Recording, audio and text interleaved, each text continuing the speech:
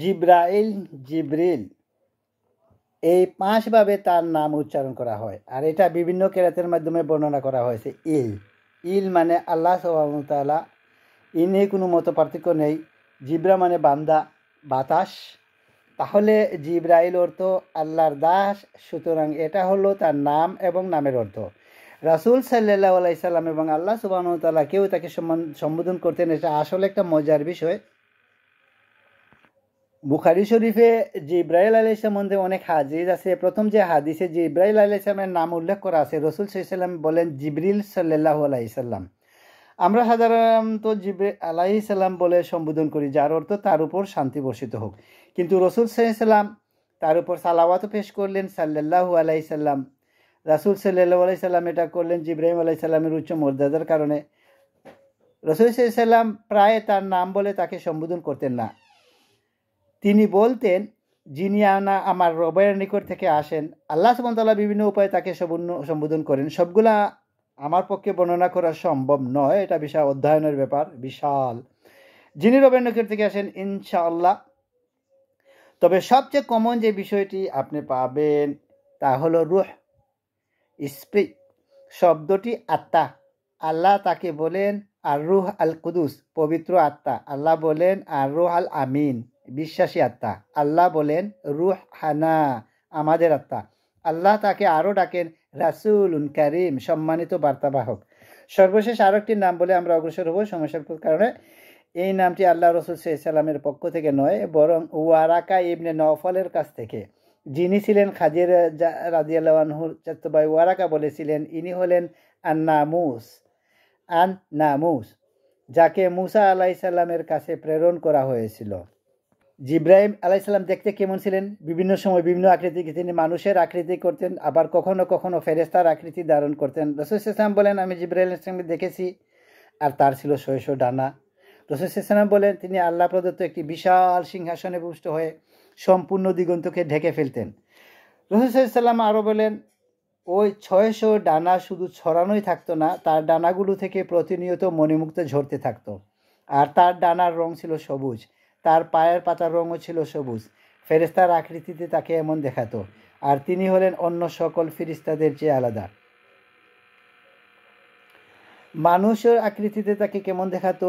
জিব্রাইল আলাইহিস সালাম কয়েকজন মানুষের আকৃতি ধারণ করতেন, তাকে বিভিন্ন রকমের দেখাতো। কিন্তু যখন তিনি রাসূল সাল্লাল্লাহু আলাইহি সাল্লামের নিকট আসতেন, তিনি সুনির্দিষ্ট একটি রূপ নিয়ে আসতেন। রাসূল সাল্লাল্লাহু আলাইহি সাল্লাম বলেন, দিহিয়া ইবনে খালিফা আল কালবি রাদিয়াল্লাহু তাআলা আনহুর মতো দেখাতো। দিহিয়া রাদিয়াল্লাহু তাআলা আনহু একজন সুন্দর ফেরেশতা। দিহিয়া রাদিয়াল্লাহু তাআলা আনহুকে বলা হতো বনু কালবির ইউসুফ। ইউসুফ আলাইহিস সালাম সম্পর্কে মহিলারা কি বলেছিলেন? ইনি একজন সুদর্শন ফেরেশতা।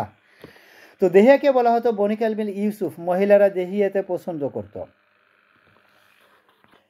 আল্লাহ সুবহানাহু ওয়া তাআলা এবং জিব্রাইল আলাইহিস সালামের সম্পর্ক কেমন? প্রথমে তিনি হলেন কালিমুল্লাহ মিনাল মালাইকা, ফেরেশতাদের পক্ষ থেকে যার সাথে আল্লাহ কথা বলেন তিনি হলেন জিব্রাইল আলাইহিস সালাম। আপনি হয়তো ভাবতে পারেন আল্লাহ কি সকল ফেরেশতাদের সাথে কথা বলেন? না, মানুষের মাঝ থেকে যেমন নির্দিষ্ট কয়েকজনের সাথে আল্লাহ সরাসরি কথা বলেন, ঠিক তেমনি ফেরেশতাদের মাঝ থেকেও নির্দিষ্ট কয়েকজনের সাথে আল্লাহ কয়েকজনের সাথে কথা বলেন। আল্লাহ 4 জন ফেরেশতার সাথে কথা বলেন।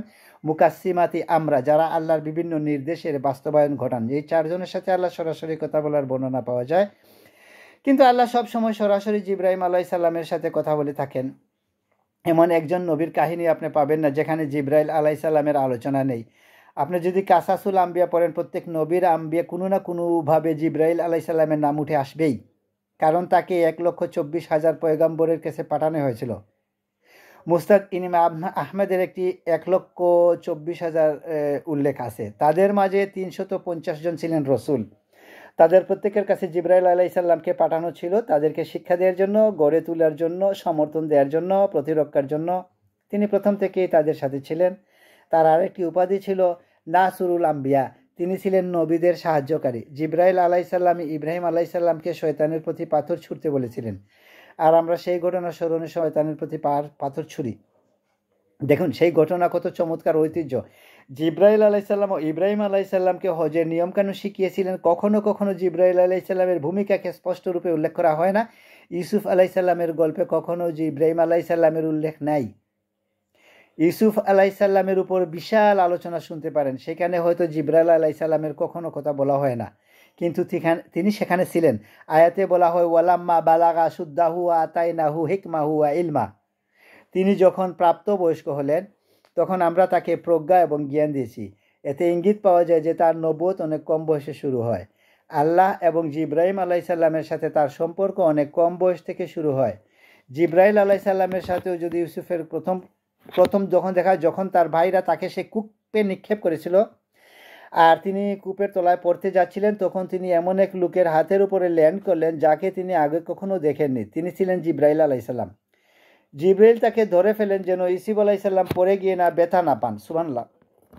ইবনুল কাইয়িম রাহমাহুল্লাহ এ ব্যাপারে মন্তব্য করতে বলেন, এই ঘটনায় নিদর্শন রয়েছে যে কোনো সৃষ্টি আল্লাহ রজ্জুকে ধারণ করলে আল্লাহ অবশ্য তাকেও ধারণ করেন। তিনি আপনাকে পড়ে যেতে দিবেন না। মাঝে মাঝে এই উল্লেখটা খুব সূক্ষ্ম। আপনি হয়তো এই কোনো উল্লেখ শুনেন। এখানে জিব্রাইল আলাইসাল্লামের ভূমিকা খুবই তাৎপর্যপূর্ণ। ইউসুফ আলাইসাল্লাম যেন পরে ব্যথা না পান সেজন্য আল্লাহ তাকে পাঠালেন নিচে ধরে ফেলার জন্য। কখনো কখনো কোনো নবীর সাথে না, বরং নবীর শত্রুদের সাথে জিব্রাইল আলাইসাল্লামের উল্লেখ পাওয়া যায়। মুসা আলাইসাল্লামের ঘটনা মুসা আলাইসাল্লামের সাথে বহুবার ছিলেন। মুসা আলাইসাল্লামের ঘটনা আমরা জিব্রাইল আলাইসাল্লামের সহি বর্ণনা পাই, তা আসলে তার শত্রু ফেরাউনের সাথে। তিরমিজি শরীফের একটি হাদিসে বর্ণিত আছে, জিব্রাইল আলাইসাল্লাম নবী করিম সাল্লাল্লাহু আলাইহি সাল্লামের নিকট আসলেন এবং তাকে বললেন, ফেরাউনের মৃত্যুর দিন যদি আপনি আমাকে দেখতেন, সে যখন সমুদ্রের তলে মারা যাচ্ছিল, আমি গিয়ে তাকে পেলাম এবং তার মুখে কাদা নিক্ষেপ করতে লাগলাম। আমি ভয় পাচ্ছিলাম যে সে হয়তো লা ইলাহা ইল্লাল্লাহ বলে ফেলবে আর ফলে আল্লাহ তাকে ক্ষমা করে দিবেন। আমি ভয় পাচ্ছিলাম সে অনুশোচনা করে লা ইলাহা ইল্লাল্লাহ বলে ফেলবে। আল্লাহ সুবহানাহু ওয়া তাআলা তাকে জিব্রাইল আলাইহিস সালামের বেশি কে চিনেন। জিব্রাইল আলাইহিস সালাম জানেন আল্লাহ এতই দয়ালু যে আমাকে ফেরাউনের মতো পাপিষ্ঠ ও সুযোগ রয়েছে। আর তিনি আশঙ্কা করছিলেন যে ফেরাউনের এক মুহূর্তের অনুশোচনা তা হয়তো সারা জিন্দেগির অপরাধ মুছে দিতে পারে। জিব্রাইল ইসলাম চিন্তিত ছিলেন যে ফেরাউন হয়তো একটা সুযোগ তৈরি হতে পারে, এবং জিব্রাইল আলাইসাল্লাম ফেরাউনের ভাগ্য নষ্ট করেন নাই। আল্লাহ জিব্রাইল আলাইসাল্লামকে বলেন, হে জিব্রাইল, আমার ইজ্জত ও গৌরবের কসম, যদি সে আন্তরিকতার সহিত ক্ষমা চাইতো আমি তাকে ক্ষমা করে দিতাম। তার মুখে তোমার কাদা নিক্ষেপ কোন কাজে আসতো না, আমি তবুও তাকে ক্ষমা করে দিতাম। এখন দেখুন, আপনি হয়তো ভাবতে পারেন মুখে কাদা মারার কারণ কি। যখন পাপী ব্যক্তি মারা যায় ফেরেশতারা তার মুখে আঘাত করতে থাকে। জিব্রাইল আলাইসাল্লাম কেন ফেরাউনকে এত ঘৃণা করতেন? তিনি বলেন, আমি সেই দিন থেকে তাকে ঘৃণা করতাম যেই দিন সে বলেছিল আমি তোমাদের শ্রেষ্ঠ প্রভু। হাদিসে আমরা জিব্রাইল আলাইসাল্লামের একটা বিষয় দেখতে পাই, মাঝে মাঝে যখন জিব্রাইল আলাইসাল্লাম রাসূল সাল্লাল্লাহু আলাইহি ওয়াসাল্লামের কাছে আসতেন তিনি বলতেন না আল্লাহ এটা বলেছেন, বরং তিনি বলতেন আল আলা, সর্বোত্তম প্রভু। এতে আল্লাহ সুবহানাহু ওয়া তাআলার প্রতি জিব্রাইল আলাইহিসসালামের অপরিসীম শ্রদ্ধা প্রকাশ পায়। পরিশেষে ইমরানের পরিবারের সাথে কোনো সময় জিব্রাইল আলাইহিসসালামকে নবীর সাথে উল্লেখ না করে নবীর পরিবারের সাথে উল্লেখ করা হয়। তো মরিয়ম আলাইহিসসালামের ঘটনা জানি। মরিয়ম আলাইহিসসালাম মসজিদের বাইরে পূর্ব দিকের কোনো এক স্থানে যেতেন। মা কানান শারকিয়া, তিনি মাসে একবার মসজিদের বাইরে পূর্ব দিকে কোনো এক জায়গায় যেতেন। অনেক আলেমের মতে সেটা ছিল সূর্যোদয় দেখার উদ্দেশ্যে তিনি সেখানে গিয়ে সূর্যোদয় দেখতেন আর আল্লাহর জিকির করতেন। তিনি সেখানে মাটিতে দুটো লাঠি গেড়ে পর্দা টানিয়ে দিতেন যেন ওই খোলা জায়গায় মানুষ বুঝতে পারে যে এটা তার বসার জায়গা, কেউ যেন এখানে নিকটে না আসে। তিনি অল্প বয়স্ক মেয়ে ছিলেন আর 14 থেকে 18 বছর বয়সী। মোট কথা তিনি একজন টিনেজার ছিলেন আর তিনি একা আল্লাহর উপাসনা করছেন, আল্লাহকে একা একা স্মরণ করছেন। আল্লাহ তাআলা বলেন, ফাসালনা ইলাইহা রুহানা, আমরা তার কাছে আমার রূহকে পাঠালাম। ফাতামাসসালা লাহা বাশারান সাবিয়্যা, জিব্রাইল আলাইহিসসালাম তার নিকট একদিন সুদর্শন পুরুষ আকৃতিতে আবির্ভূত হলেন। জিব্রাইল আলাইহিসসালাম মুখ খুলে কিছু বলার আগে মরিয়ম আলাইহিসসালাম তাকে বললেন, আউযু বিররহমানি মিনকা ইন কুনতা তাকিয়্যা, আমি পরম করুণাময়ের কাছে তোমার থেকে আশ্রয় চাচ্ছি যদি তোমার অন্তরে আল্লাহর কোনো ভয় থাকে। মানে যদি তোমার ন্যূনতম কোনো শালীনতা লেখে থাকে, ভাগো এখান থেকে, কোনো কথা বলতে যেও না। মনে করো যে এটা কখনো ঘটেনি, যাও আল্লাহর নিকট ক্ষমা প্রার্থনা করো। যদি তিনি আরবি নাও বুঝেন তবু বললেন যে না, এ আপদ থেকে দূরে থাকা উত্তম। তো মরিয়ম আলাইহিসসালাম জিব্রাইল আলাইহিসসালামের সাথে পরে কথা বলেছিলেন, কারণ মরিয়ম আলাইহিসসালামের এভাবে কঠিন সুরে কথা বলতে দেখে জিব্রাইল আলাইহিসসালাম সাথে সাথে মানুষের আকৃতি থেকে ফেরেশতার আকৃতি ধারণ করেন। তিনি তার মানসিক আকৃতি ত্যাগ করেন এবং ফেরেশতার আকৃতি চলে যান। 600 ডানার পূর্ণ আকৃতি ছিল না, ইন্নামা আনা রাসূলু বিহা বালাকিল গিলামিন জাকিয়া। তখন তিনি বলতে শুরু করলেন, আমি আল্লাহর একজন দূত, আপনার নিকট পবিত্র একজন সন্তানের সুসংবাদ নিয়ে এসেছি। আল্লাহ এই সিদ্ধান্ত নিয়েছেন কাজালিক, এটা ইতিমধ্যে করা হয়েছে, অলিনা জালাহু আয়াত আল্লিন্নাস ও রাহমাতাম মিন্না, আমি তাকে মানুষের জন্য একটি নির্দেশন আমার পক্ষ থেকে অনুগ্রহ স্বরূপ শুরু করতে চাই। ওয়াকা না আমরা মাগদিয়া, আর এই প্রক্রিয়া ইতিমধ্যে শুরু হয়ে গেছে। এখানে কাদা মানে সিদ্ধান্তের বাস্তবায়ন, আর কানা আমরান মাগদিয়া মানে এমনি ইতিমধ্যে গর্ভবতী হয়ে গেছেন। ফাহা মালাতহু, অতঃপর তিনি গর্ভে সন্তান ধারণ করলেন। ফান্তা বাজাদে বিহি মাকান ওয়াসিয়া, ওই অবস্থায় এক দূরবর্তী স্থানে চলে গেলেন। গর্ভকালীন পুরো সময়টা তিনি লুকিয়ে থাকলেন। আর যখন সন্তান প্রসবের সময় আসলো, মনে রাখেন তিনি একজন অনভিজ্ঞ তরুণী ছিলেন, তার পাশে সাহায্য করার মতো কেউ ছিল না। পূর্বে কখনো সন্তান জন্ম দেননি। প্রসব বেদনা তাকে এক কিরিজের বিক্ষরের মূল আশ্রয় বাধ্য হলো। তিনি বললেন, হায়, আমি যদি কোনো কারণে এর পূর্বে মারা যেতাম এবং মানুষের স্মৃতি থেকে বিলুপ্ত হয়ে যেতাম। যেহেতু মরিয়ম আলাইসাল্লামের গর্ভধারণের সন্তান জন্মদানের কোনো অভিজ্ঞতা ছিল না, আর গর্ভধারণ এবং সন্তান জন্মদান একজন মেয়ে প্রায় মৃত্যুর কাছাকাছি নিয়ে যায়, মহিলারা জানে যেহেতু গর্ভদানের সন্তান জন্মদানের মেয়েকে প্রায় মৃত্যুর কাছাকাছি নিয়ে যায়, মনে করছিলেন তিনি মারা যাচ্ছেন। ফানাদেহা মিন তাহতিহা আল্লাহ তাহসানি, জিব্রাইল আলাইসাল্লাম এই সময়টাকে তাকে সান্ত্বনা দিতে লাগলেন। আপনি মনে করছেন যে মানুষ আপনাকে নিয়ে কুৎসারটনা করবে, কিন্তু বাস্তবতা হলো একসময় মানুষ জাতির কাছে ওহী পাঠানো হবে, আর তাতে উল্লেখ থাকবে যে ওয়াজকুরু ফি কিতাবি মারিয়াম, এই কিতাবে মারিয়ামের কাহিনী বর্ণনা করুন। আর দেখো, ওয়াজ্জাআলা রাব্বুকা তাহতাকা সারিয়া, তোমার পালনকর্তা তোমার পায়ের তলায় একটি নহর জারি করেছেন। আর তুমি খেজুর গাছের কাণ্ড ধরে তোমার দিকে নাড়া দাও, তাহলে তা তোমার উপর তাজা পাকা খেজুর ফেলবে। ফাকুলি ইয়াশাবি ওয়া কাররি আইনা, অতঃপর তুমি খাও, পান করো এবং চোখ জুড়াও। তোমার বাচ্চা তোমার চক্ষু শীতলকারী হওয়ার কথা, তোমার বাচ্চার দিকে তাকাও, কষ্টের দৃষ্টিতে নয়, সুখের দৃষ্টিতে। অথবা দ্বিতীয় পরীক্ষা আসলো, যখন তোমার সম্প্রদায় তখন তোমার সন্তান সম্পর্কে জিজ্ঞেস করবে, তখন তোমার নিজে থেকে কথা বলতে পারবে না। ইতিমধ্যে মরিয়ম আলাইসাল্লামের পূর্ণ বিশ্বাস তৈরি হয়ে গেল যে আল্লাহ সাহায্য তার সাথেই রয়েছে। তাই মরিয়ম আলাইসাল্লাম যখন তার সম্প্রদায়ের সম্মুখীন হলেন, তিনি জানতেন না যে আল্লাহ কিভাবে তাকে রক্ষা করতেন। যেহেতু তাকে সঠিক উপায়ে প্রশিক্ষিত করা হয়েছে, আল্লাহর উপর তার নির্ভরতা চূড়ান্ত রূপে আবির্ভূত হলো। তিনি ভাবলেন কিছু একটা ঘটতে যাচ্ছে, আর ঠিকই আল্লাহ সুবহানাহু ওয়া তাআলা পুরস্কৃত করলেন। এখানে জিবরাইল আলাইসাল্লাম ঈসা আলাইসাল্লামের দায়িত্ব গ্রহণ করলেন। আল্লাহ সুবহানাহু ওয়া তাআলা বলেন, আমরা তাকে পবিত্র আত্মার মাধ্যমে সাহায্য করেছি। এমনকি আল্লাহ এটাকে ঈসা আলাইসাল্লামের প্রতি অনুগ্রহ হিসাবে উল্লেখ করেন, আমি তোমাকে পবিত্র আত্মার মাধ্যমে সাহায্য করেছি। ঈসা আলাইসাল্লামকে জিবরাইল আলাইসাল্লামের মাধ্যমে তার সারা জীবন জুড়ে সাহায্য করা হয়। শুধু এটা নয়, বরং আলেমদের মতে জিবরাইল হচ্ছেন একমাত্র ফিরিস্তা যিনি কোনো নবীকে আকাশে নিয়ে যেতে পারেন। যখন ঈসা আলাইসাল্লামকে ক্রুশবিদ্ধ করে হত্যা করে ষড়যন্ত্র করা হয়, তখন তাকে জীবিত অবস্থায় আকাশে উঠিয়ে নেওয়ার জন্য একজন ফিরিস্তা পাঠানো হয়। কিয়ামতের পূর্বে আল্লাহর হুকুমে তাকে আবার পৃথিবীতে পাঠানো হবে, আর সেই ফিরিস্তা ছিলেন জিবরিল আলাইসাল্লাম। তো এর তাৎপর্য বুঝার চেষ্টা করেছেন কেন আল্লাহ এই কথাটুকু তানাজ্জালু ইল্লা বিআমরি রাব্বিকা সূরা মারিয়ামে বলেছেন। বেশি কিছু দিনের জন্য জিবরাইল আলাইসাল্লাম দেখা না দিলে রসুল সাল্লাল্লাহু আলাইহি সাল্লাম মনে মনে দুঃখ পেতেন। আর তাই জিবরাইল আলাইসাল্লাম রসুল আলাইসাল্লামকে বললেন, দেখুন, আল্লাহর নির্দেশ পেলেই কেবল আমরা আপনার কাছে আসি, আমরা নিজেদের ইচ্ছা মতো আসতে পারি না, আমরা এই সিদ্ধান্ত নিতে পারি না। আর এই কথাটি খুবই ব্যক্তিগত শোনায়। ওমা নাতাসালু ইল্লা বিআমরি রাব্বিক। কানা সূরা মরিয়ামে ইসলাম পণ্ডিতদের মতে এই সূরায় বর্ণিত প্রত্যেক নবীর ঘটনা জিবরাইল আলাইসাল্লামের গুরুত্বপূর্ণ ভূমিকা রয়েছে। চিন্তা করে দেখুন, জাকারিয়া, মারিয়াম, ঈসা, ইব্রাহিম, মুসা, ইদ্রিস, ইসমাইল আলাইসাল্লাম, ওনাদের সবার জীবনে জিবরাইল আলাইসাল্লামের গুরুত্বপূর্ণ ভূমিকা পালন করেন। তাই এই সূরাতে রসুল সাল্লাল্লাহু আলাইহি সাল্লামকে বলা হয়েছে, দেখুন, আমরা শুধু আল্লাহর হুকুমে অবতীর্ণ করিয়েন, আর তখন জিবরাইল আলাইসাল্লামের আগমনে আপনি সন্তুষ্ট হয়ে যাবেন। যিনি রসুল সাল্লাল্লাহু আলাইহি সাল্লামের সবচেয়ে নিকটবর্তী ছিলেন, সহযোগিতা করেছিলেন, তার প্রতিরক্ষার ব্যবস্থা করেছেন, তিনি ছিলেন জিবরিল আলাইসাল্লাম। অন্য একটি বর্ণনা রসুল সাল্লাল্লাহু আলাইহি সাল্লাম আরও বলেন, নাবিন নবিয়ান ইল্লাল্লাহু ওয়াজিরা মিন আহলিস সামা ওয়াজিরা মিন আহলিল আরদ। প্রত্যেক নবীকে আল্লাহ সুবহানাহু ওয়া তাআলা দুনিয়া থেকে দুজন এবং আকাশ থেকে দুজন মন্ত্রী দান করেছেন। আমাকে দিয়ে আকাশের দুজন মন্ত্রী হলেন জিবরিল এবং মিকাইল, আর দুনিয়া থেকে প্রদত্ত দুজন হলেন আবু বকর এবং উমর রাদিয়াল্লাহু তাআলা আনহু। জিবরাইল আলাইহিস সালাম এবং রাসূল সাল্লাল্লাহু আলাইহি সাল্লামের প্রথম সাক্ষাৎকারটি কেমন ছিল? আনাস ইবনে মালিক রাদিয়াল্লাহু তাআলা আনহু বর্ণনা করেন, রাসূলুল্লাহ সাল্লাল্লাহু আলাইহি সাল্লামের ছেলেবেলায় তিনি অন্য বাচ্চাদের সাথে খেলছিলেন।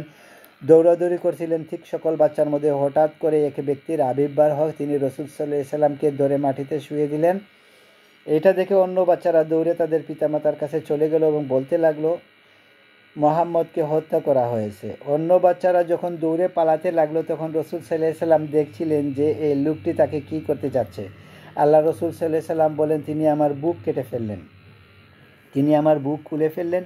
তিনি বললেন, এটা হলো তোমার অন্তরের শয়তানের অংশ। তিনি রাসূল সাল্লাল্লাহু আলাইহি সাল্লামের হাড় বের করলেন এবং তা থেকে কিছু একটা বের করে নিলেন আর বললেন, এটা হলো তোমার অন্তরের শয়তানের অংশ। তারপর তিনি এটাকে ফেলে দিলেন। এরপর তিনি সোনালি রঙের একটি পাত্রে রাখা জমজমের পানি দিয়ে আমাকে হাত ধুয়ে ফেলেন। আর এই বাচ্চা অবস্থায় রাসূল সাল্লাল্লাহু আলাইহি সাল্লাম সব কিছু অবলোকন করেছেন। এরপর রাসূল সাল্লাল্লাহু আলাইহি সাল্লামের হাতকে আবার যথাস্থানে রেখে দেওয়া হলো। অন্য বাচ্চারা ফিরে এসে দেখলো যে রাসূল সাল্লাল্লাহু আলাইহি সাল্লামের বুক সেলাই করে দেওয়া হয়েছে আর তার মুখমণ্ডল নীল বরণ ধারণ করলো। রাসূল সাল্লাল্লাহু আলাইহি সাল্লামের হাড় বের করে পবিত্র করা হলো। সেই সময় তিনি এই ঘটনাকে ব্যাখ্যা খুঁজে পেলেন না। তিনি এই ঘটনাকে চরম কষ্ট পেলেন। তিনি বুঝতে পারলেন না যে কেন এটা হলো। তিনি বুঝতে পারলেন না যে এটা কি হলো। ঠিক 34 বছর পর তিনি যখন 40 বছর বয়সে পদার্পণ করলেন, আয়েশা রাদিয়াল্লাহু তাআলা আনহা বলেন, তিনি ভালো স্বপ্ন দেখতে লাগলেন।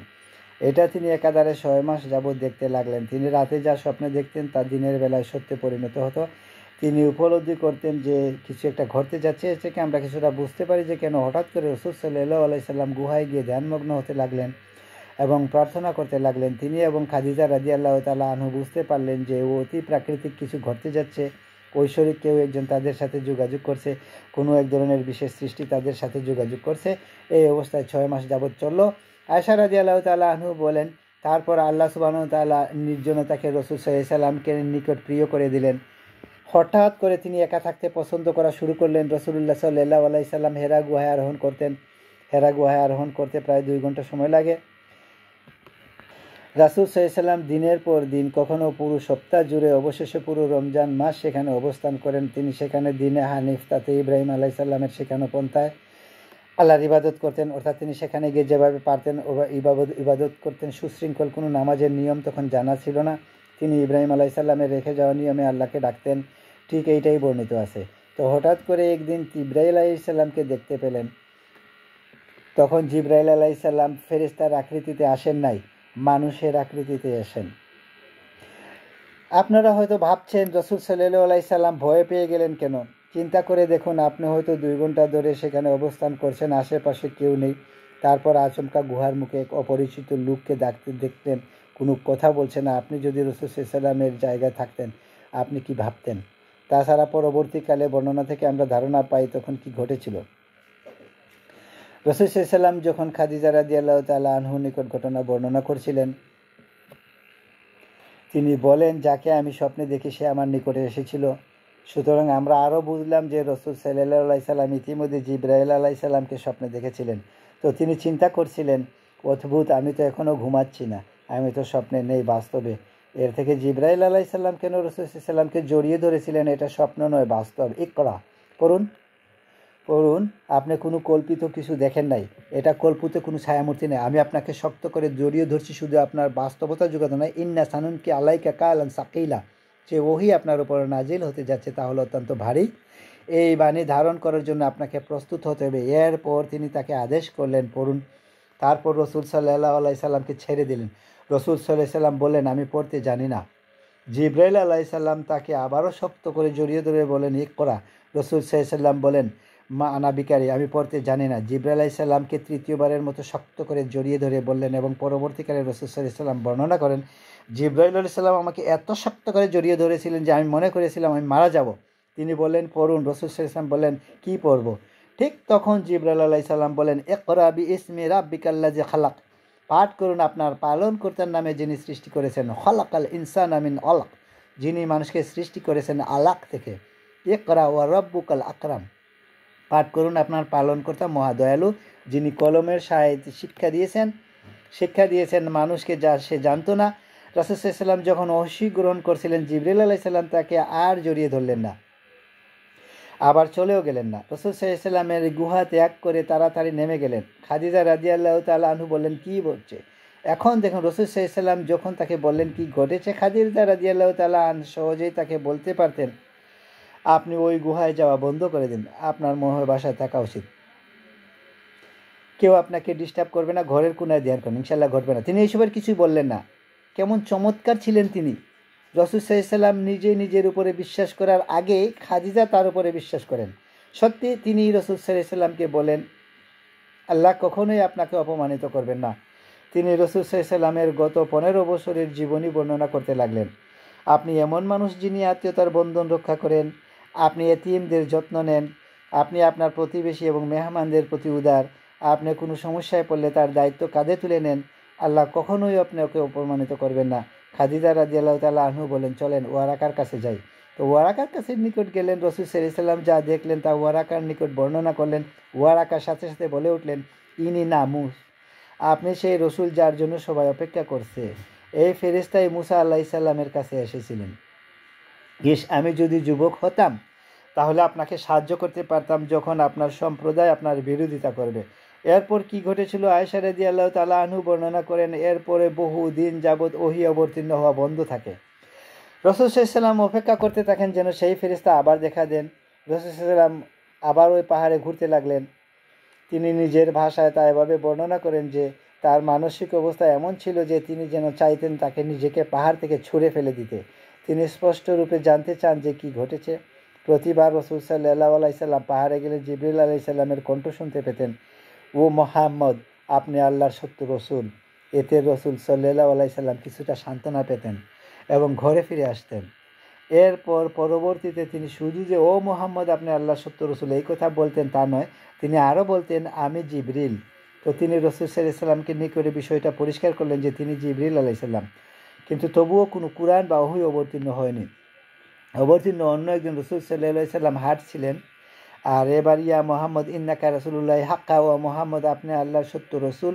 বুখারী শরীফে জাবির রাদিয়াল্লাহু আনহু থেকে বর্ণিত আছে, রাসূল সাল্লাল্লাহু আলাইহি সাল্লাম হাঁটছিলেন, তারপর হঠাৎ উপরের দিকে তাকিয়ে দেখলেন জিবরিল আলাইহিস সালাম তার পরিপূর্ণ ফেরেশতা আকৃতি ধারণ করে সম্পূর্ণ আকাশ ঢেকে আছেন, সম্পূর্ণ দিগন্ত ঢেকে আছেন। আল্লাহ জিবরিল আলাইহিস সালাম সম্পর্কে বলেন, জুমির রাতিন ফাস্তাওয়া, প্রজ্ঞার অধিকারী, সেই নিজ আকৃতিতে স্থির হয়েছিল। জিবরিল আলাইহিস সালাম পুরো আকাশ জুড়ে আবির্ভূত হলেন।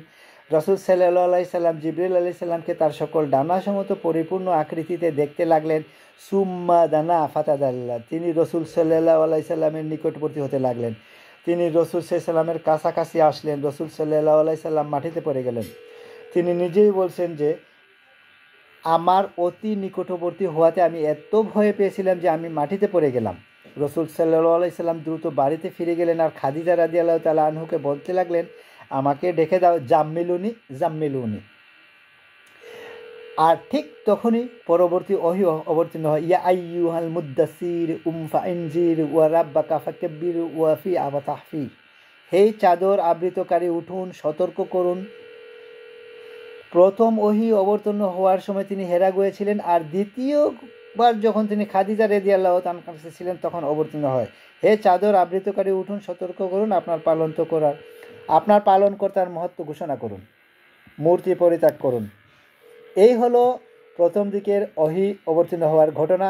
আয়েশা রাদিয়াল্লাহু তাআলা আনহু বলেন, এরপর থেকে এর প্রতি ওহী অবতীর্ণ হতে লাগলো, অর্থাৎ দীর্ঘ বিরতির পর। আর সেই সূরা মুদ্দাসির, সূরা মুজাম্মিল, সূরা দুহা এবং আরও অনেক সূরা ক্রমাগত রাসূল সাল্লাল্লাহু আলাইহি সাল্লামের নিকট অবতীর্ণ হতে থাকে। এইভাবে শুরু। রাসূল সাল্লাল্লাহু আলাইহি সাল্লাম বুঝতে পারলেন যে কি ঘটছে। তিনি বুঝতে পারলেন যে তিনি আল্লাহর রাসূল। আর রাসূল সাল্লাল্লাহু আলাইহি সাল্লাম এখন আর জিবরিল আলাইহিস সালামের উপস্থিতিকে ভয় পান না। বিষয়টা তার কাছে পরিষ্কার হয়ে গেল। জিবরিল আলাইহিস সালাম ও রাসূল সাল্লাল্লাহু আলাইহি সাল্লামের মাঝখানে ব্যক্তিগত কথোপকথন। জিবরিল আলাইহিস সালাম রাসূল সাল্লাল্লাহু আলাইহি সাল্লামের ঘরে বহুতবার এসেছিলেন। কোন সাহাবী দেখতে পেতেন, আবার কেউ দেখতে পেতেন না। একদিন আব্বাস রাদিয়াল্লাহু তাআলা আনহু তার সন্তান আব্দুল্লাহ রাসূল সাল্লাল্লাহু আলাইহি সাল্লামের সাথে সাক্ষাৎ করলেন। আব্বাস রাদিয়াল্লাহু তাআলা আনহু রাসূল সাল্লাল্লাহু আলাইহি সাল্লামকে সম্বোধন করে কথা বলছিলেন, কিন্তু সাড়া দিচ্ছিলেন না। রাসূল সাল্লাল্লাহু আলাইহি সাল্লাম কোনো কথা না বলাতে আব্বাস রাদিয়াল্লাহু তাআলা আনহু চলে যান। চলার পথে আব্বাস রাদিয়াল্লাহু তাআলা আনহু আব্দুল্লাহ রাদিয়াল্লাহু তাআলা আনহুকে বলেন, তোমার চাচা ভাই কেন আমার সাথে কথা বলো না? আব্দুল্লাহ রাদিয়াল্লাহু তাআলা আনহু বললেন, আপনি কি দেখেননি যে রাসূল সাল্লাল্লাহু আলাইহি সাল্লাম তার সামনে বসা এক লোকের সাথে কথা বলছিলেন? আব্বাস রাদিয়াল্লাহু তাআলা আনহু বললেন, কোন? আব্বাস রাদিয়াল্লাহু আনহু আবার রাসূল সাল্লাল্লাহু আলাইহি সাল্লামের সামনে ফিরে আসলেন এবং জিজ্ঞাসা করলেন, তখন কেউ কি আপনার সাথে কথা বলছিল? রাসূল সাল্লাল্লাহু আলাইহি সাল্লাম বললেন, আপনি কেন এটা জিজ্ঞেস করছেন? আব্বাস রাদিয়াল্লাহু তাআলা আনহু বললেন, কারণ আব্দুল্লাহ তাকে দেখতে পেয়েছিল। রাসূল সাল্লাল্লাহু আলাইহি সাল্লাম বললেন, সে দেখেছে? আব্বাস রাদিয়াল্লাহু তাআলা আনহু বললেন, সে দেখেছে। তারপর রাসূল সাল্লাল্লাহু আলাইহি সাল্লাম আব্দুল্লাহ রাদিয়াল্লাহু তাআলা আনহুর জন্য দোয়া করলেন যেন আল্লাহ তার জ্ঞান বাড়িয়ে দেন। তো রাসূল সাল্লাল্লাহু আলাইহি সাল্লামের সাথে জিবরাইলের ব্যক্তিগত কথোপকথন ছিল কেমন ছিল? রাসূল সাল্লাল্লাহু আলাইহি সাল্লাম জিবরাইল কেমন ছিলেন বললেন, আল্লাহ বলেছেন যে আমি আপনাকে সকল জগতবাসীর জন্য রহমতের স্বরূপ প্রেরণ করেছি। তিনি জিজ্ঞেস করলেন, আমার রহমতের কোনো অংশকে আপনার পর্যন্ত পৌঁছেছে? জবাবে জিবরিল আলাইহিস সালাম বললেন, ইয়া মুহাম্মদ ওয়াল্লাহি ইন্নাকা আহাব্বুল আমবিয়া ইলাইহি, আল্লাহর শপথ ও মুহাম্মদ, আপনি আমার সবচেয়ে প্রিয় নবী। আমাকে আজ পর্যন্ত এমন কারো কাছে পাঠানো হয়নি যাকে আপনি আপনার থেকে বেশি ভালোবাসি। তিনি আরও বলেন, আপনার মাধ্যমে আমি নিরাপত্তা লাভ করেছি। আমি আমার ভাগ্য নিয়ে চিন্তায় থাকতাম যতক্ষণ না আপনার নিকট এই আয়াত অবতীর্ণ হলো, কুওয়াতিন ইনদাদিল আরশি মাকিম, যে শক্তিশালী আরশের মালিকের নিকটে মর্যাদা সম্পন্ন প্রতিষ্ঠিত। মাদানী জীবনের অনেক ব্যক্তিগত আলোচনা জিবরিল আলাইহিস সালাম বারবার রাসূল সাল্লাল্লাহু আলাইহি সাল্লামকে আশ্বস্ত করেছেন। কেন? কারণ দেখুন, রাসূল সাল্লাল্লাহু আলাইহি সাল্লাম জানলেন যে তিনি এবং বিশ্বাসীরা নিরাপদ। কিন্তু রাসূল সাল্লাল্লাহু আলাইহি সাল্লাম এখন কাকে নিয়ে উদ্বিগ্ন? আমাদেরকে নিয়ে, যারা পরবর্তীতে আসবে। তাই তিনি উম্মতি উম্মতি উম্মতি বলে কাঁদতেন। তাই আল্লাহ জিবরাইল আলাইহিস সালামকে পাঠালেন। জিবরাইল আলাইহিস সালাম বললেন, ইয়া মুহাম্মদ, আমরা আপনার উম্মতের দিশে আপনাকে সন্তুষ্ট করে দেব। আমরা আপনাকে হতাশ করব না। আপনার উম্মত ঠিক থাকবে। তিনি মদিনায় রাসূল সাল্লাল্লাহু আলাইহি সাল্লামকে বারবার নিশ্চয়তা দিতেন, কারণ রাসূল সাল্লাল্লাহু আলাইহি সাল্লাম পরবর্তীতে আসা উম্মত নিয়ে উদ্বিগ্ন থাকতেন। সাহাবীরা নিরাপদ, কিন্তু যারা পরবর্তীতে আসে তারা কি করে? আরেকবার ওমর রাদিয়াল্লাহু তাআলা আনহু বলেন, আরেকটা বুখারীতে বর্ণিত আছে, আমি একবার মদিনাতে রাসূল সাল্লাল্লাহু আলাইহি সাল্লামের সাথে হাঁটছিলাম। হাঁটতে হাঁটতে আমরা মদিনার হাররাম নামে উপস্থিত হলাম। তিনি আমাকে এখানে বসতে বলেন। হঠাৎ তিনি হাঁটতে লাগলেন, আর তখন স্পষ্টত তিনি জিবরাইল আলাইহিস সালামের সাথে কথা বলছিলেন। তারা কিছুক্ষণের জন্য হাঁটলেন আর আমি বসে থাকলাম। আর এই হাঁটা অবস্থায় রাসূল সাল্লাল্লাহু আলাইহি সাল্লাম বলছেন, ওয়া ইন জানা ওয়াসারাক ওয়া ইন জারা ওয়াসারাক ওয়া ইন জানা ওয়াসারাক, এমনকি যদি সে জিনাও করে বা চুরি করে, যদি সে না পারে চুরি করে। আর ওমর রাদিয়াল্লাহু তাআলা আনহু উত্তর শুনতে পারছিলেন না, ইয়া রাসূলুল্লাহ, ওটা কী ছিল? রাসূল সাল্লাল্লাহু আলাইহি সাল্লাম বললেন, তিনি ছিলেন জিবরাইল আলাইহিস সালাম। তিনি এসেছিলেন আমাকে সুসংবাদ দিতে যে এই উম্মতের প্রত্যেক ব্যক্তি অবশেষে জান্নাতে প্রবেশ করবে। তাই রাসূল সাল্লাল্লাহু আলাইহি সাল্লাম বললেন, এমনকি যদি সে জিনা চুরি করে, হ্যাঁ, এমনকি যদি সে জিনাও বা চুরি করে, অবশেষে সে জান্নাতে প্রবেশ করবে। তো তিনি এইভাবে রাসূল সাল্লাল্লাহু আলাইহি সাল্লামকে সান্ত্বনা দিলেন। রাসূল সাল্লাল্লাহু আলাইহি সাল্লাম যখন শারীরিকভাবে অসুস্থ হয়ে পড়েন, তখন জিবরাইল আলাইহিস সালাম কীভাবে সান্ত্বনা দিতেন? রাসূল সাল্লাল্লাহু আলাইহি সাল্লাম যখন অসুস্থ হয়ে পড়েন, তিনি বলেন, জিবরাইল আমার কাছে আসলেন এবং বললেন, ও মুহাম্মদ, আপনি কি অসুস্থ? আমি বললাম, হ্যাঁ। তখন জিবরাইল তার হাত দিয়ে আমার মুখমণ্ডল এবং বক্ষ মুছে দিলেন এবং বললেন, বিসমিল্লাহি ইয়ারকিকা মিন কুল্লি শাইইন আউযু বিকা, আল্লাহর নামে আমি আপনার জন্য আরোগ্য প্রার্থনা করছি সব কিছু থেকে যে আপনার ক্ষতি করছে, মিন শাররি কুল্লি নাফসিন আও ওয়াইলিন আও হাসিদ, সকল খারাপ জিনিস থেকে ও বদ নজর থেকে বা হিংসা থেকে। আল্লাহ আপনাকে আরোগ্য দান করুন। আল্লাহর নামে আমি আপনাকে আরোগ্য প্রার্থনা করছি। কিন্তু তখন ব্যাপারটা কেমন ছিল? যখন জিবরাইল আলাইহিস সালাম রাসূল আলাইহিস সালামকে জীবন সম্পর্কে কোনো উপদেশ দিতেন। এখন যে বিষয়টি বলবো সেটি হচ্ছে রাসূল সাল্লাল্লাহু আলাইহি সাল্লামের জীবনের শেষ দিককার। জিবরাইল আলাইহিস সালাম রাসূল সাল্লাল্লাহু আলাইহি সাল্লামের নিকট এসে বললেন, হে মুহাম্মদ, আচ্ছা, আল্লাহ কি কোরআনে কখনো বলেছেন যে হে মুহাম্মদ? না। ইয়া নবী আল্লাহ, ইয়া রাসূল আল্লাহ, ও আল্লাহর নবী, ও আল্লাহর রসুল। তাহলে জিবরাইল আলাইহিস সালাম কী করে ইয়া মুহাম্মদ সাহস করলেন? আলেমরা বলেন, যখন জিবরাইল আলাইহিস সালাম বলেন ইয়া মুহাম্মদ, এর মানে হলো এখানকার বিষয়টি ওহির বাইরের বিষয়। যখন আমি আপনার ইয়া মুহাম্মদ বলি, তার মানে বিষয়টি আপনি মুহাম্মদ আর আমার মধ্যকার। সুতরাং এটা হচ্ছে কেবল একক সময় যখন জিবরাইল ইয়া রসুল আল্লাহ বলে সম্বোধন করলেন না। সুতরাং তিনি বললেন, হে মুহাম্মদ, অর্থাৎ যে উপদেশ দিছি আপনাকে, ইসমা সিদ ফাইন্নাকা মাঈদ, আপনি যেইভাবে খুশি জীবনযাপন করেন, কিন্তু এই কথা মনে রাখুন যে আপনি একদিন মৃত্যুবরণ করবেন। তিনি আরও বলেন, ওয়াহিবিম মাশি ফাইন্নাকা মুফারিক, আপনি যাকে খুশি ভালোবাসেন, কিন্তু মনে রাখবেন যে একদিন আপনার তার থেকে বিচ্ছিন্ন হয়ে যাবেন। ওয়ামাল মাসিদ ফাইন্নামাল জিন বিহিক, 3, আপনি যা খুশি তাই করতে পারেন, কিন্তু এই কথা স্মরণ রাখবেন যে আপনার কর্ম অনুযায়ী আপনাকে প্রতিফল দেওয়া হবে। মনে হলো প্রত্যেকটি বিষয় আখিরাতে আসবে, প্রত্যেকটি পুরস্কারই আখিরাতে দেওয়া হবে। আপনি যা করেন তা করতে থাকুন, আর মনে রাখবেন যে এর বদলা আখিরাতে পাবেন। ওয়া আলা মানা শারাফাল মুমিন কিয়ামুহু বিল্লাহি, জেনে রাখুন, একজন বিশ্বাসীর জন্য সত্যিকারের আভিজাত্য রাত্রিবেলা নামাজে দাঁড়ানোর মাঝে, আর তার প্রকৃত মর্যাদা আত্মনির্ভরশীলতার মাঝে। নিজেকে মানুষের প্রয়োজনের থেকে মুক্ত রাখার চেষ্টা করুন। আর্থিকভাবে, আবেগের দিক থেকে, মানসিকভাবে বা শারীরিকভাবে হোক, একজন মানুষ হিসাবে আপনার সম্মান ও মর্যাদা অন্য মানুষের উপর নির্ভর না হওয়ার প্রতিষ্ঠার মাঝে যেই কোনো ব্যাপারে হোক না কেন নিজেকে মানুষের প্রয়োজন থেকে মুক্ত রাখার চেষ্টা করুন। এরপর রাসূল সাল্লাল্লাহু আলাইহি সাল্লাম জীবনের অন্তিম সময় অনুভব করলেন, আর যখন অবস্থা ক্রমান্বয়ে খারাপ হতে থাকে, আবু সাঈদ খুদরি রাদিয়াল্লাহু তাআলা আনহু বর্ণনা করেন, রাসূল সাল্লাল্লাহু আলাইহি সাল্লাম সাহাবাদের মাঝে অবস্থান করছিলেন। তিনি খুব সাধারণভাবে বললেন, নিশ্চয় আল্লাহ তাআলা আমার এক বান্দাকে এইভাবে চেকে দিয়েছেন যে বান্দা হয়তো দুনিয়ার শান শৌকতকে পছন্দ করবে অথবা যা কিছু আল্লাহর কাছে রয়েছে তা থেকে পছন্দ করবে। রাসূল সাল্লাল্লাহু আলাইহি সাল্লামের বাণীতে সবাই কাঁদছিল, কারণ সবাই বুঝতে পারছিলেন যে রাসূল সাল্লাল্লাহু আলাইহি সাল্লামের অন্তিম সময় চলে এসেছে। তিনি শেষ সময়ের নিকটবর্তী। বিশেষ করে ফাতিমা রাদিয়াল্লাহু তাআলা আনহা ভীষণভাবে বিধ্বস্ত হলেন। তার কন্যা উম্মু আবিয়া, তার পিতার মা, সর্বদা তার সাথে ছিলেন ওই সময়। রাসূল সাল্লাল্লাহু আলাইহি সাল্লাম তার প্রতি ভালোবাসা দেখালেন, মমতা দেখালেন, এমনকি যখন তিনি কোনোভাবে কথাও বলতে পারছিলেন না তখনও তিনি হাতের ইশারায় ফাতেমাকে ডাকলেন। ফাতেমা রাদিয়াল্লাহু তাআলা আনহু কাছে আসলেন। রাসূল সাল্লাল্লাহু আলাইহি সাল্লাম তাকে আরও নিকটে আসতে বললেন, তার কানে কিছু বললেন। ফাতেমা রাদিয়াল্লাহু তাআলা আনহু আরও বেশি করে কাঁদতে লাগলেন। রাসূল সাল্লাল্লাহু আলাইহি সাল্লাম তাকে পুনরায় কাছে আসতে বললেন এবং চুপি সারিয়ে আরও কিছু কথা বললেন। এবার কথা শুনে ফাতিমা রাদিয়াল্লাহু তাআলা আনহা হাসিতে ফেটে পড়লেন। আয়েশা রাদিয়াল্লাহু তাআলা আনহু এদিকে দেখে হতবুদ্ধি হয়ে গেলেন যে একবার ফাতেমা কাঁদছেন আর একবার হঠাৎ করে হাসছেন। সুতরাং তিনি ফাতেমা রাদিয়াল্লাহু তাআলা আনহুকে চাপাচাপি করছিলেন, বলো না কি পড়ছিলেন।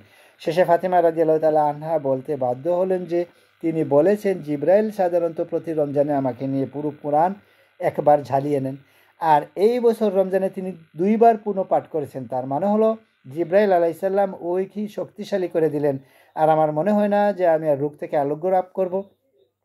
আয়েশা রাদিয়াল্লাহু তাআলা আনহা রাসূলের সঙ্গে জিজ্ঞেসের যেখানে নিয়ে যাওয়ার প্রয়োজন সেখানে নিয়ে যেতেন। তিনি রাসূল সাল্লাল্লাহু আলাইহি সাল্লামকে দৃঢ় হতে সাহায্য করেন, আর এমত অবস্থায় রাসূল সাল্লাল্লাহু আলাইহি সাল্লাম তার শরীরে হেলান দিয়েছেন। তার দৃষ্টিগুলো আব্দুর রহমান ইবনে আবু বকর রাদিয়াল্লাহু তাআলা আনহুর উপরে, যিনি আয়েশা রাদিয়াল্লাহু তাআলা আনহার ভাই। তিনি দেখলেন তার পকেটে একটি মিসওয়াক রয়েছে এবং আয়েশা রাদিয়াল্লাহু তাআলা আনহু বললেন যে আমি বুঝতে পারছিলাম যে রাসূল সাল্লাল্লাহু আলাইহি সাল্লাম এটি পেতে চাচ্ছেন। আয়েশা রাদিয়াল্লাহু তাআলা আনহু রাসূল সাল্লাল্লাহু আলাইহি সাল্লামকে বললেন, আপনি কি মিসওয়াক চান? রাসূল সাল্লাল্লাহু আলাইহি সাল্লাম মাথা নাড়িয়ে সম্মতি দিলেন।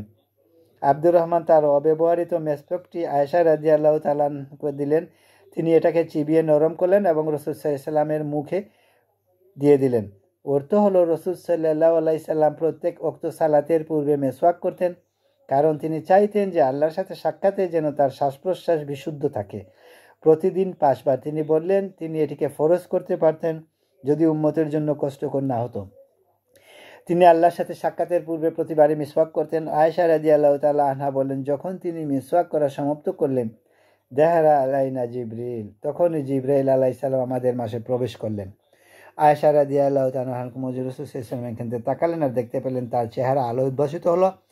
জিবরাইল আলাইহিস সালাম যিনি নবীকে উপরের উপদেশগুলি দিয়েছিলেন, তিনি নবী সাল্লাল্লাহু আলাইহি সাল্লাম বললেন, শুনুন, আমি আপনাকে একটি বিষয় পছন্দ করতে বলবো। হয়তো আপনি আপনার সাহাবীদের সাথে থাকবেন এবং সুন্দরভাবে জীবনযাপন করবেন, অথবা আপনি সর্বোচ্চ আল্লাহর সাহায্য সহচর্যায় থাকবেন। জিবরাইল আলাইহিস সালাম যখন এই কথাটি বললেন তখন নবী সাল্লাল্লাহু আলাইহি সাল্লাম তার উত্তরে বললেন, বালা রাফিকিল আলা, আল্লাহুম্মা রাফিকিল আলা, ও আল্লাহ, আমি সর্বোচ্চ বন্ধুর সাহায্য সহচর্যা কামনা করি। আয়েশা রাদিয়াল্লাহু তাআলা আনহু বলেন, যখন তিনি আর রাফিকিল আলা বলছেন, তিনি যেন তার সমস্ত শরীরকে ছেড়ে দিচ্ছেন। আর রাফিকিল আলা, ও আল্লাহ, আল্লাহ সহচর্য বলতে বলতে তার হাত পড়ে গেল। রাসূল সাল্লাল্লাহু আলাইহি সাল্লাম ইন্তেকাল করলেন। যখন এই ঘটনা হলো, আয়েশা রাদিয়াল্লাহু তাআলা আনহা তখন আয়েশা রাদিয়াল্লাহু আনহার চিৎকার শুনতে পেলেন। তিনি আকাশের দিকে তাকিয়ে বলেন, ইয়া বাতামান রাব্বিহিমা আদলা, হে আমার পিতা, আপনি আপনার রবের কতটা সন্নিকটে আছেন এখন। ইয়া আবাতাইলা জিবরিল, হে আমার পিতা, আমরা জিবরাইলের নিকট আপনার মৃত্যুর সংবাদ ঘোষণা দিচ্ছি। ইয়া আবাতা জান্নাতুল ফেরদৌসি মা আওয়া, হে আমার পিতা, জান্নাতই আপনার বর্তমান ঠিকানা। এবং এই কথাটা তিনি বারবার বলতেই থাকলেন। আপনি আপনার রবের কতটা নিকটে আছেন। জিবরাইলের নিকটে আপনার প্রস্থানের ঘোষণা দিচ্ছি এবং জান্নাতুল ফেরদৌসে আপনার আবাসস্থল। দ্য ডেথ অফ জিব্রাইল, সুবহানাল্লাহ। নবী সাল্লাল্লাহু আলাইহি সাল্লাম মৃত্যুবরণ করেছেন এবং প্রত্যেকেই মৃত্যুবরণ করবে। নবী সাল্লাল্লাহু আলাইহি সাল্লাম বলছেন জিবরিলও মৃত্যুবরণ করবে, জিবরিল আলাইহিস সালামও মারা যাবেন। নবী সাল্লাল্লাহু আলাইহি সাল্লাম বলেন, সিংহায় ফুৎকার দেওয়ার পর আল্লাহ যাদের চান তারা ছাড়া আর কেউ স্থির থাকতে পারবে না, সবাই মৃত্যুবরণ করবে। আল্লাহ সুবহানাহু ওয়া তাআলা তাদেরকে তার সম্মুখে নিয়ে আসবেন, আর তারা হলেন জিবরিল, ইসরাফিল, মিকাল ও মৃত্যুর ফেরেশতা, যারা আল্লাহর আদেশসমূহ বাস্তবায়ন করেন। আল্লাহ মৃত্যুর ফেরেশতাকে জিজ্ঞেস করবেন, আর কারা কারা বাকি আছে? মৃত্যুর ফেরেশতা বলবেন, ও আল্লাহ, আপনার সম্মানিত পবিত্র চেহারা, আপনার বান্দা আমি, আপনার বান্দা জিবরিল, আপনার বান্দা জিবরিল, মিকাল ও এবং আপনার বান্দা ইসরাফিল। আল্লাহ বলবেন, মিকালের আত্মা নিয়ে নাও।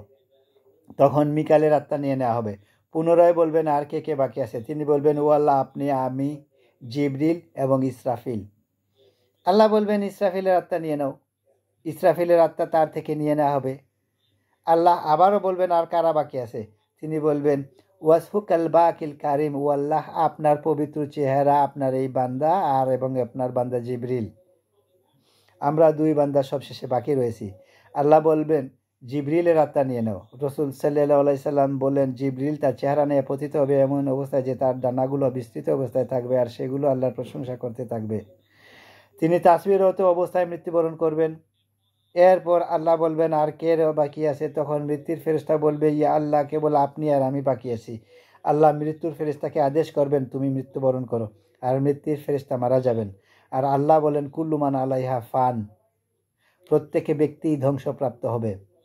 ওয়াবকা ওজহু রাব্বিকা যুল জালালি ওয়াল ইকরাম, আর কেবল আপনার মহামান্বিত রবের চেহারাই বাকি থাকবে। আল্লাহ নিজেকে তখন জিজ্ঞাসা করবেন, লিমানিল মুলক, লিমানিল মুলকুল ইয়াম, আজকের রাজত্ব কার? আল্লাহ নিজেই তো প্রত্যুত্তরে বলবেন, লিল্লাহি ওয়াহিদুল কাহ্হার, কেবল অদ্বিতীয় নিয়ন্ত্রণকারী আল্লাহ।